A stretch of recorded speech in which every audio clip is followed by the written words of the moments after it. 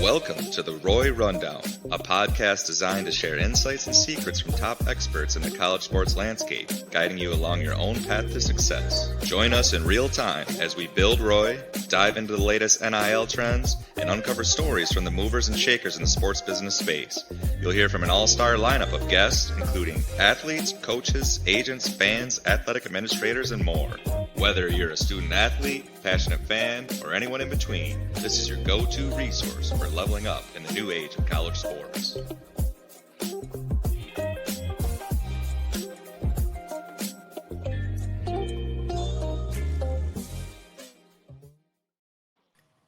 Welcome back to the Roy Rundown. Today we've got another game-changing college athlete joining us, a standout football player for the University of Pittsburgh, a stand-up guy off the field known for his outgoing personality and many other things. And he's the definition of a scholar athlete as he is right now studying for his master's degree. Chief Borders, welcome to the Roy Rundown. Appreciate that, Kev, man. How you doing? Good. I'm glad to have you. I'm excited to jump into all facets of NIL and your journey and what you do off the field. So before we jump into that, I'll give you the stage here to just introduce yourself a little bit. Talk about growing up, and I believe you come from a very big family. So growing up and how sports entered your life, and then we'll go from there. All right, cool, man. First things first, man. I'm Chief Borders, man. I appreciate y'all having me on the Roy Rundown. Man, I'm just glad to be on here. Thank you for having me. Of course. So really the rundown, when it comes to like family, obviously I'm the youngest out of 8, so that's one of the biggest things. So my siblings grew up playing, football, basketball, ran track. I mean, a lot of things, a lot of attributes, a lot of accolades, a lot of everything. So that was just a blueprint for me growing up, like everything, all the time. Even my siblings, my cousins, like it just runs in the family. Youngest of 8. So were you were on the football field with your older brothers and whatever sport with your older sisters, and is that how you got so good so quickly? I mean, being the youngest, the youngest is usually the best. Yeah, I mean, that's typically the situation of how that went down, but I definitely have to put a lot of hard work in it. Of course. They have the speed, some of them have the strength. But me, I had to work for it all. I had to really work for it, and I put the time and the effort and grind in. So they talk about 10,000 hours for sure. I'm probably, if they're right above it. For sure. And so growing up, obviously, once you kind of became really good at football, was there a specific game or specific time in whether it was high school or even earlier that you were like, whoa, like I'm good at this and I can actually use this skill set to play at the next level? So was there a time that you remember where you were like, I want this and I'm going to work towards this?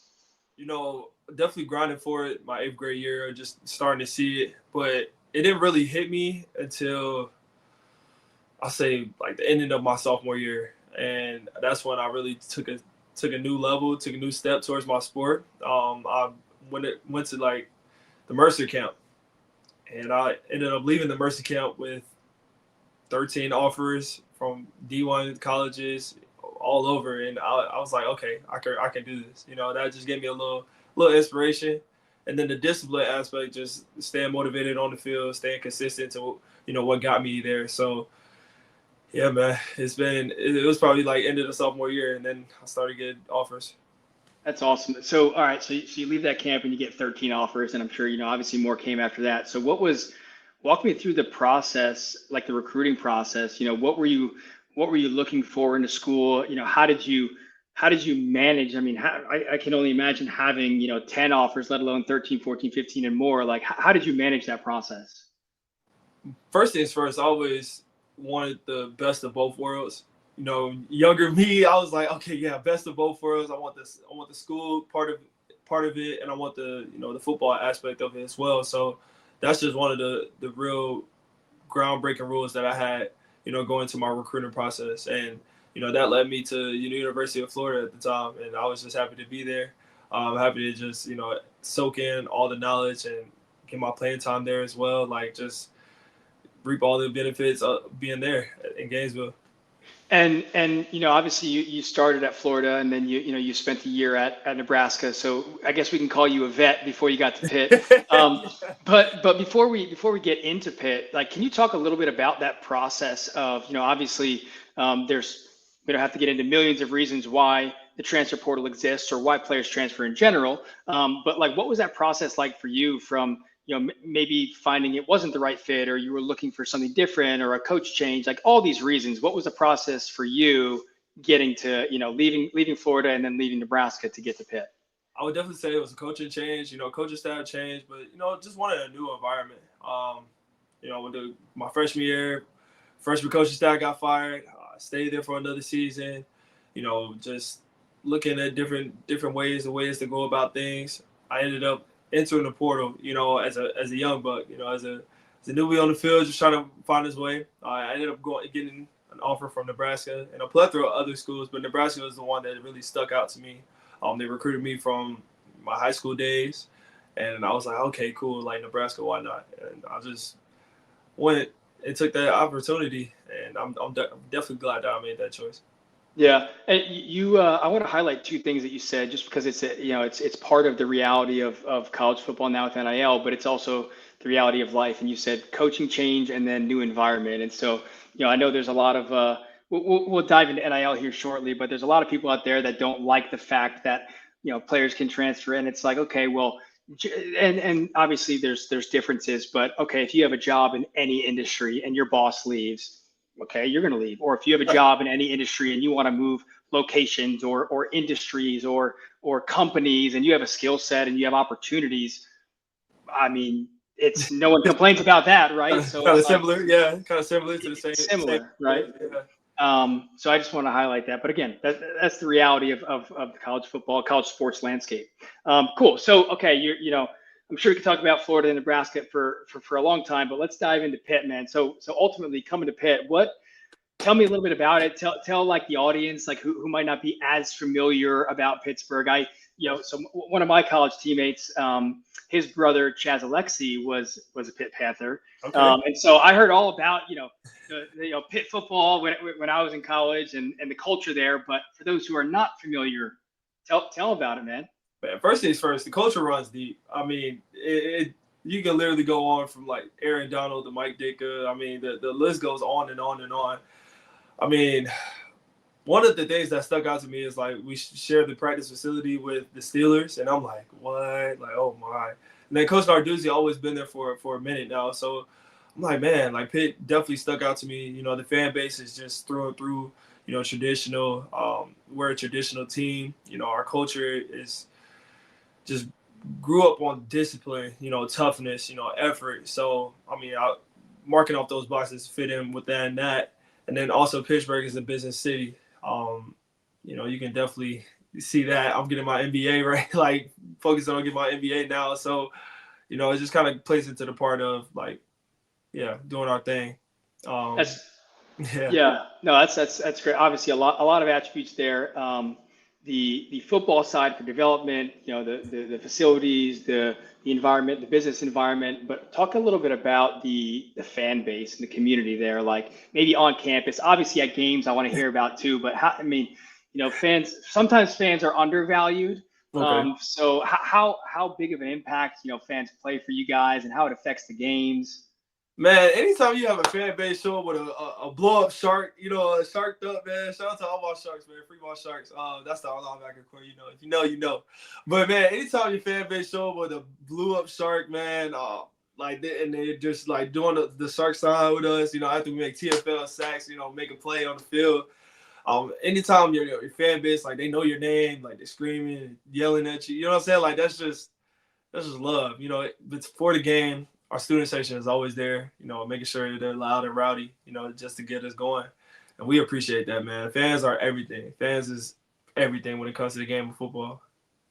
And so I imagine, not to backtrack here, but, fans can obviously hype you up, but fans of maybe opposing teams or when you transferred might have the negative effect too. So do you have an experience of or any feedback on like, what it's like to, maybe get DMs or get, social media tags from opposing fans, or like when you transfer, like talk about that, man, because not a lot of people talk about it, but it's real. Yeah, I mean, it get real hectic. There's a lot of people. Obviously, it's opinion based. There's always going to be opinions in the game of football or just in life in general. So everybody's going to speak their mind, speak the truth. So, I got a couple crazy DMs. People just going at it. Just bashing. But then there's always like the great side, like where people just love me for who I am, showcasing my talents on the field. The positive energy that I bring on a day-to-day basis. But man, I got some gruesome text messages. I ain't gonna put any fan bases on blast, but they know who they are. They're out there. But yeah, I mean, I want to highlight that because it's not talked about a lot. But on the other side too is the positive stuff. So I can also imagine that you get tagged or DM'd, and you can't answer all of them, but you've seen a tweet or you've seen something where it's like it fired you up, like pregame, and those fans don't necessarily know that, but that's also real, right? Oh yeah. I use that negativity and turn it to positive. Like if somebody got some crazy nonsense to say, I'm like, oh, okay, bet. Like, oh, he won't get a sack this game, and then like go get a sack. You only had this amount of tackles. So, okay, I'm about to double that. So like it's just used as motivation. I appreciate those words, and I'm gonna use those in the right way. I ain't gonna go bicker. I'm not going to bicker back and forth with you. For sure, use it as fuel. I love it. All right, well, let's transition to, because I want to talk about fans like the NIL, landscape. But let's just talk generally speaking. We mentioned before you're quite the vet in the in this category because you've experienced it all. So and obviously you're very active in the NIL space in general, in particularly in regards to like the entrepreneurial side, the brand side, which we'll also touch on shortly. But can you just share like how NIL has impacted you directly? NIL changes lives, man. It changes lives. It allows athletes, whether you're scholarship, walk on, to showcase who you are, your platform, your brands. Because, I mean, even your last name could get you some great, deals for, NIL. Like it just goes on a long way. I feel like it opens a lot of doors for not just, the football part of sports, but every sports team that's out there. And you just talked about building your brand. Share more about that because it's not easy. I mean, obviously, again, NIL has many different let's call it like revenue streams or avenues from collectives to brand deals to other platforms like Roy, but you also have to have a brand, right, in order to take advantage of that. And I know you've done a great job of building that brand. And so talk about A, building your own brand, but B, balancing that with actually, the academics and the football season. Man, that's real. I'll have to say it definitely started when I was at Florida, building that brand. Me and my boy Donovan McMillan. We started off, just doing Instagram reels, TikToks, and things of that nature. Building the brand is everything. It's what gets the fan base there. It what gets the fans there to your profile, to your traction, right? Your style of play is what keeps them there. Especially when you're working in a football, environment. That's what keeps the fan base there. So you got to just keep up, both sides. I mean, school, have a great, balance between the both because I've been there, where the balance wasn't there. So you got to just balance. And as time goes on, you'll start to get a hang of things, how things are supposed to go, like posting and, locking in on the game and playbook and things of that nature. Like that all comes to play in being an athlete now because NIL is here, man. I mean, you got to be able to balance all these trials and errors. It's going to be trial and error, but you got to be able to balance all these aspects as you become a student athlete. Yeah, and that's real life. And like you said, NIL is here and it is not going anywhere. So we just talked about brand deals, building your brand. Obviously, before we mentioned there's the collective deals, but I think one aspect, obviously, that Roy is trying to hit here and to bring to light here is that there's one group that is missing out, right? And that group's one of the most important groups, and that's the everyday fans, right? Like college sports are fueled by passion, they're fueled by the messages we talked about before, and supporting their favorite teams and their favorite players. But right now, again, like the way that system's set up, it prioritizes the corporate dollars and the wealthy individuals, which is fine because it's what NIL started as.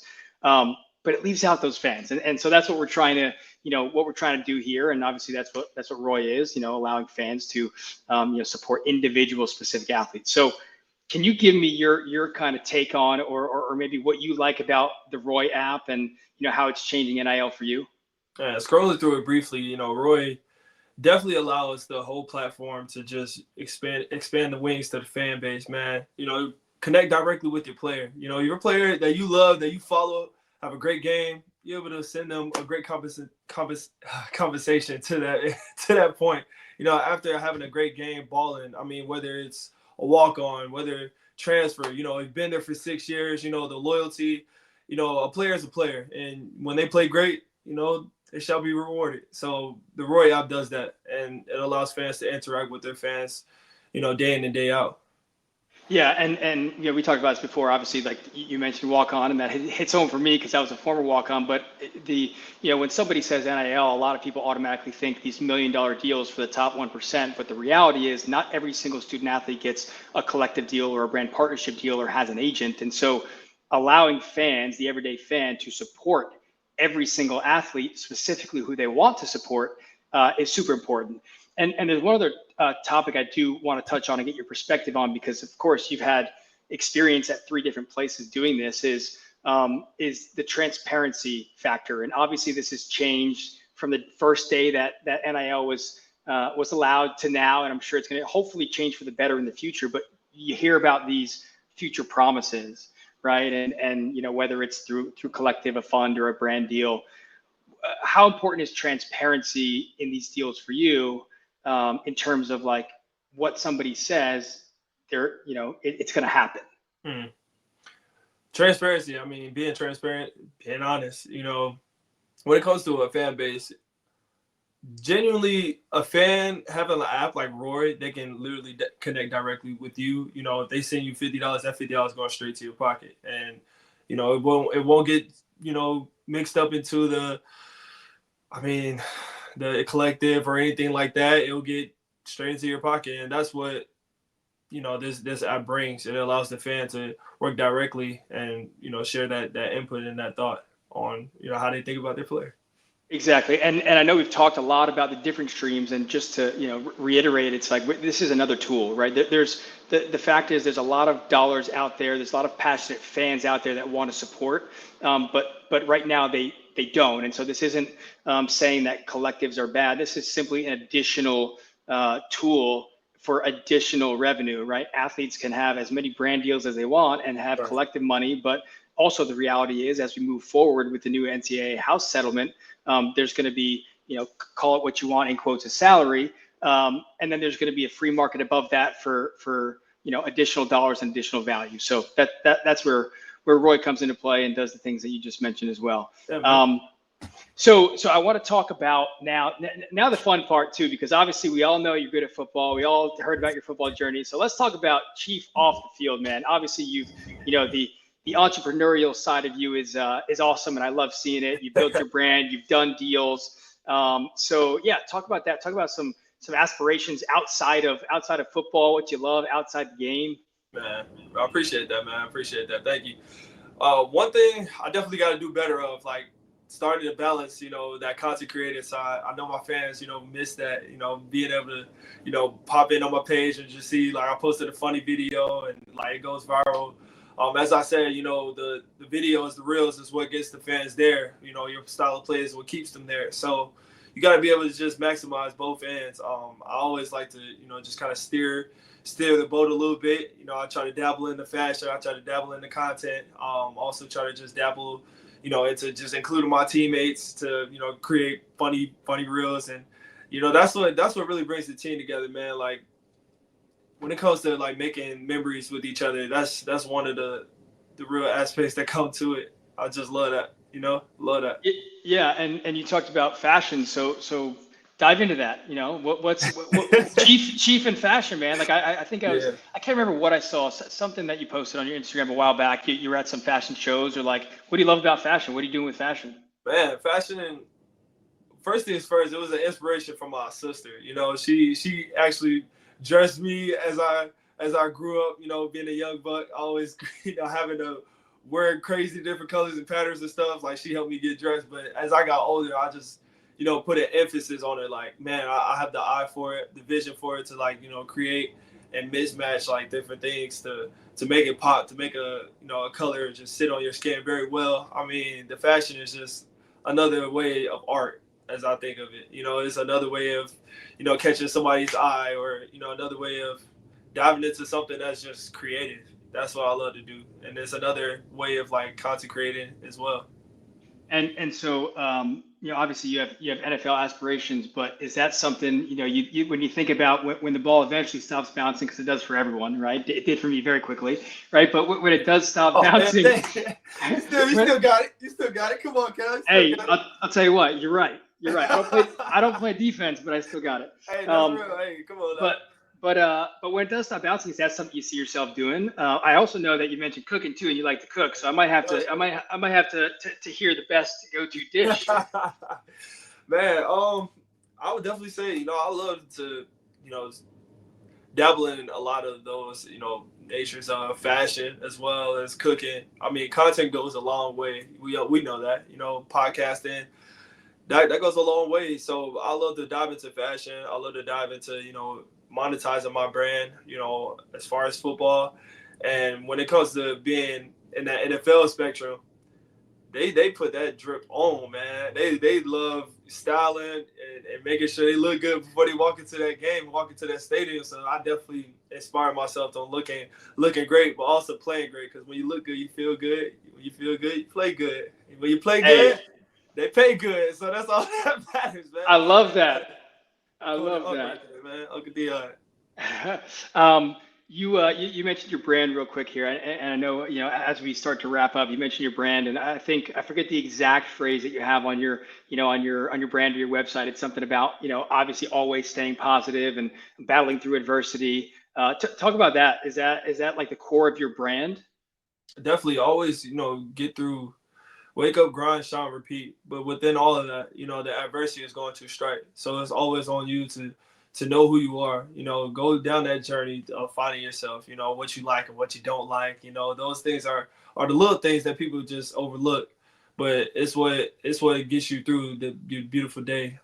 As far as like the little things, waking up and making your bed. The discipline is what gets you through. So you just gotta stay true to who you are and what you love to do and what's your reason why you play. Like I said, my boy Axel, I'm part of Axel's army, man. So my boy Axel is a guy who, who's fighting for his life right now, battling cancer, but he's like one of the greatest people I ever met on this earth. So I'm glad to be his mentor, and he's another reason why I play this game and my inspiration. That's great. Yeah, always have to remember your why, and I think that part of your answer right there might be the answer to this last question. But if you can give advice to someone who's listening, I'm sure there's going to be a lot of younger athletes listening that want to be where you are right now. What would a piece of advice be to them? Be yourself, man, and stay true to yourself. And sometimes you're not gonna always fit into the crowd. Sometimes you're not meant to be in the crowd. So just stay true to who you are, and find your shine. Because once you find your shine, bro, can't nobody take it from you. Amen. All right, man. Last thing I got for you here. Last thing I got for you. I think you're gonna crush this. You're gonna love this one. It's called the Roy Rundown Rapid Fire. So I just rapidly shoot you with some questions, and you got to hit the first thing that comes to your mind. All right, bet. All right, here we go. What's your favorite color? Blue. If you had to play a sport other than the one you're playing right now, what would it be? Hockey. If you, I like it. Hey, yeah, you're playing right. First thing comes to your mind. If you could have a dream NIL deal with any company, what company would it be? Native Body Wash. Who's the funniest person on the team? PJ O'Brien Jr. If you could trade places with anyone in the world and live a year in their shoes, who's one of the first people that comes to mind? Floyd Money Mayweather. That's a good one. What is one of your biggest strengths? My ill will to keep going.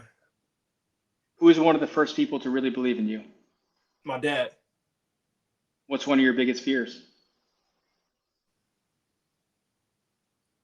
I say not living up to what I say I am. And last one here. I know you will too. Last one here.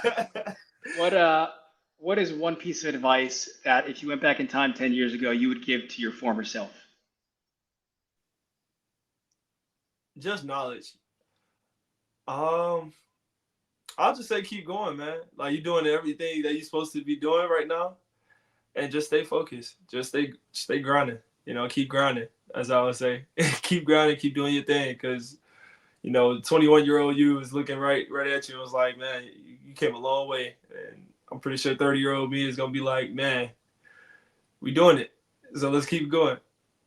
Amen to that. Well, I think one other thing that I took away from your website is to stay true to yourself and attack each day or start each day with a yes sir. Do you want to end this with a yes sir? Is that like a thing you do? Is that your mantra?